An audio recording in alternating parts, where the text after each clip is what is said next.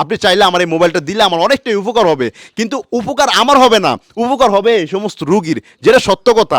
আমি এই যে মানবিক কাজ করি, বিশ্বাস করবেন কিনা জানি না, আমার কোনো একটা টাকার লাভও হয় না, যেটা সত্য কথা। এই যে ওনাকে আমি 1 লক্ষ টাকার অনুদান আমি ওদিনকে দিয়ে গেলাম, হ্যাঁ আপনি সত্যি করে তো আপু, আপনি আমাকে একটা টাকা দিচ্ছেন, না না হ্যাঁ? একটা আমার একটা গ্লাস পানি খাওয়াইছেন, না, না। হ্যাঁ কোনো দাওয়াতটাও দিচ্ছেন, না। হ্যাঁ আমি তো আপনাদের উপকার করতে আসছি, তাই না? হ্যাঁ, হ্যাঁ সাগর ছেলেটার পুরো সারা ষোলো পয়সা গেছে, আঙ্গুলের সাথে আঙ্গুল লাগিয়ে গেছে, হাতের আঙ্গুলের সাথে হাতের আঙ্গুলের পুরো লাগিয়ে গেছে। 1 লক্ষ টাকার অনুদান বুঝিয়ে দিতে আসছি, এই টাকা দিয়ে কি আমি কি ভুল করছি কি না, শুধু একটু আমি আপনার কাছে একটা বিচার রেখে গেলাম। হ্যাঁ এই টাকাটা দিতে আইসা আমার অনেক বড় মূল্যবান জিনিস আমার চুরি হয়ে গেছে। আমার বাইকটা আমি এই বাড়িতে আসার যে রাস্তাটা, রাস্তার মুখেই আমার বাইকটা রাখছিলাম। বাইকের মধ্যে আমি একটা স্ট্যান্ডের মধ্যে আমার মোবাইলটা রাখছিলাম।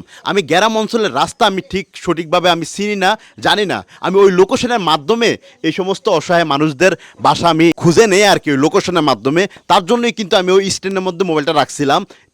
প্রতিবারের মতোই আমি লোকেশন ট্যাগ করতে করতে আমি এই জায়গায় আসছি। আসরের টাইম হয়ে গেছে, আরেক দিক দিয়ে ইফতারের টাইম হয়ে গেছে।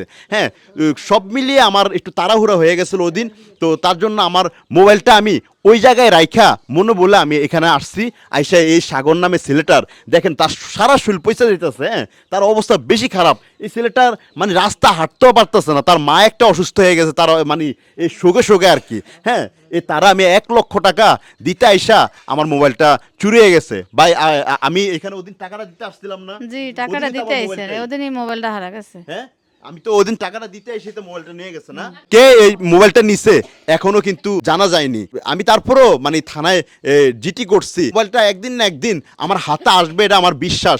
তবে আমি যেই মানে ভাই আমার মোবাইলটা নিয়েছেন, আমি আপনাকে চোর বলবো না, আপনি আমার ভাই, যার ধর্মের ভাই হয়তো আমি আপনাকে একটাই রিকোয়েস্ট করব যে ভাই আমার এই মোবাইলটার মধ্যে হাজার হাজার ডকুমেন্ট আছে, কারণ এই ডকুমেন্টগুলা সব এই সাগরের মতো অসহায় মানুষের ডকুমেন্টগুলা। ভাই বিশ্বাস করবেন কিনা তা জানি না, আমি জানি এই মোবাইল আপনি চালাইতে পারবেন না।